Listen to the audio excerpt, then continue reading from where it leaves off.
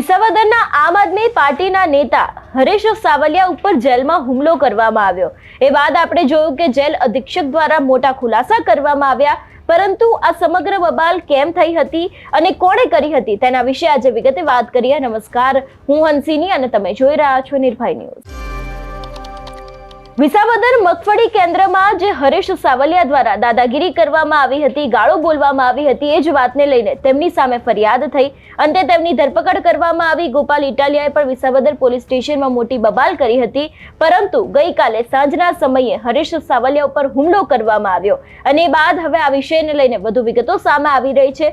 સૂત્રો પાસેથી માહિતી મળી રહી છે કે જૂનાગઢ જેલમાં કેદીઓ વચ્ચે બોલાચાલી બાદ આ ઉગ્ર મારામારી થઈ હતી। કેદી હરેશ સાવલિયા અને સાગર ચાવડા વચ્ચે સમાજ વિરોધી બોલવા બાબતે થયેલી ચર્ચા મારામારીમાં ફેરવાઈ હતી। ઈજાગ્રસ્ત કેદીઓને તાત્કાલિક પોલીસ જાપ્તા હેઠળ સિવિલ હોસ્પિટલ લઈ જવામાં આવ્યા હતા। જેલ સુપ્રિન્ટેન્ડન્ટ દ્વારા જેલરને કડક તપાસના આદેશ આપવામાં આવ્યા છે અને એ ડિવિઝન પોલીસ સ્ટેશનમાં આ અંગે ફરિયાદ દાખલ કરાઈ છે એવી પણ વિગતો સામે આવી રહી છે। એટલે કે સાંજનો સમય હતો ને બે લોકો વચ્ચે બોલાચાલી થઈ હતી। એ બોલાચાલી ઉગ્ર બોલાચાલીમાં ફેરવાઈ અને બાદ મારામારી સુધી આ સમગ્ર બનાવ પહોંચ્યો તો એવી પણ વિગતો અત્યારે હાલ સામે આવી રહી છે। છેલ્લા ઘણા સમયથી આપણે જોતા આવે છે કે જેલ અધિક્ષકનું જ્યારથી નિવેદન સામે આવ્યું છે ત્યારથી આ હુમલાને લઈને જે નવી અપડેટ છે એ પણ સામે આવી રહી છે। એવામાં ખાસ કરીને હવે વધુ એક સમાચાર સામે આવી રહ્યા છે કે સૌથી પહેલા ઉગ્ર બોલાચાલી થઈ હતી ને એ બાદ આ સમગ્ર બોલાચાલી છે તે મારામારી સુધી પહોંચી હતી ને સમગ્ર બનાવ સામે આવ્યો હતો। હરેશ સાવલિયાને જે સામેવાળો વ્યક્તિ છે એને પણ ઈજાઓ પહોંચી હતી, એટલે તરત જ તે લોકોને સિવિલ હોસ્પિટલ ખસેડવામાં આવ્યા હતા। ગોપાલ ઇટાલિયા પણ આ મુદ્દાને લઈને જોતા આવ્યા છે કે હરેશ સાવલિયાની સામે જે ફરિયાદ થઈ છે એને લઈને અવારનવાર મેદાને તો આવ્યા છે, પરંતુ હવે તેમના પર હુમલો કર્યાના સમાચાર સામે આવ્યા હતા।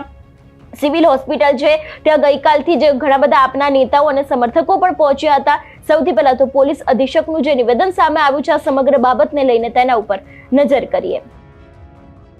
એમાં એવું હતું કે ગઈકાલે જે હરેશભાઈ છગનભાઈ સાવલિયા કરીને છે મુલાકાત રૂમમાં આવેલા હતા અને મુલાકાત લઈને જતા હતા તો સામે બીજા એક બે કેદીઓ, તેમાં એક સાગર કાંજી ચાવડા અને એની જોડે બીજા એક બે મોમેડિયન કેદીઓ હતા।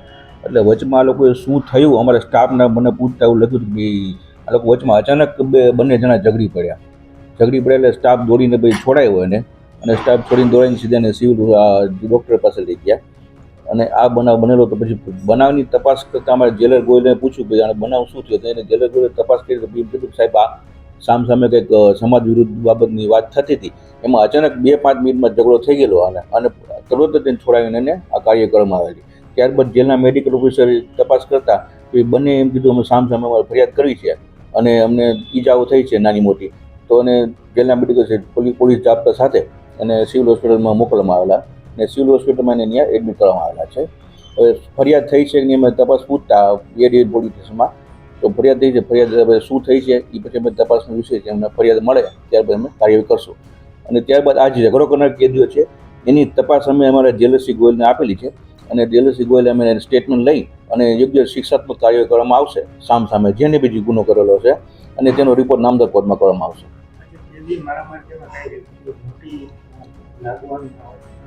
એટલે એવું અમારે ધ્યાન ઉપર અત્યારે નથી આવ્યું કે બહુ ગંભીર બીમારી છે કે ગંભીર લાગેલ છે, પણ સામાન્ય ઈજાઓ થઈ એવું લાગે છે।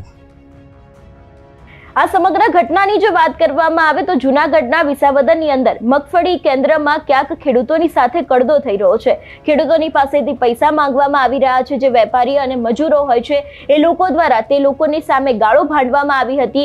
એવા આક્ષેપોની સાથે ગોપાલ ઇટાલિયા છે એમને પોતાની જે ટીમ એટલે કે આમ આદમી પાર્ટીના જે નેતાઓ છે એ લોકોને ત્યાં મોકલ્યા હતા અને એમાંના એક હરેશ સાવલિયા કે જે વિસાવદરના મગફળી કેન્દ્રમાં ગયા હતા, ત્યાં તેમની બબાલ થઈ હતી। સમગ્ર ઘટનાક્રમ સામે આવ્યો હતો અને પછી તેમની સામે એટ્રોસિટી અને જે છેડતીનો ગુનો છે એ પણ નોંધવામાં આવ્યો હતો ને એ જ બાબતને લઈને જ્યારે તેમની ધરપકડ કરવામાં આવી હતી ને જે સમયે તેઓ જૂનાગઢ જેલમાં હતા ત્યારે તેમના પર હુમલો કરવામાં આવ્યો હતો। એ બાબતને લઈને ઘણા બધા ખુલાસા થયા। પોલીસ અધિક્ષકનું નિવેદન સામે આવ્યું, પરંતુ લગભગ 7:45ની આસપાસ જે આમ આદમી પાર્ટીના રાજુ બોરખતરિયા છે એ પણ ત્યાં પહોંચ્યા હતા અને એમનું એવું કહેવું છે કે લગભગ 7:45ની આસપાસ ગઈકાલે રાતના સમયે તેમને સિવિલ હોસ્પિટલ, જે જૂનાગઢની સિવિલ હોસ્પિટલ છે ત્યાં ખસેડવામાં આવ્યા હતા અને એની કલાક પહેલા જ આ બબાલ થઈ હતી એવી પણ વિગતો છે। એટલે કે પહેલા જે હરેશ સાવલિયા છે ને સાગર ચાવડા વચ્ચે સમાજ વિરોધ બોલવાની બાબતને થયેલી જે ચર્ચા છે એ મારામારીમાં ફેરવાઈ હતી. ઇજાગ્રસ્ત કેદીઓ છે એ લોકો તાત્કાલિક પોલીસ જાપ્તા હેઠળ તે લોકોને સિવિલ હોસ્પિટલ પહોંચાડવામાં આવ્યા હતા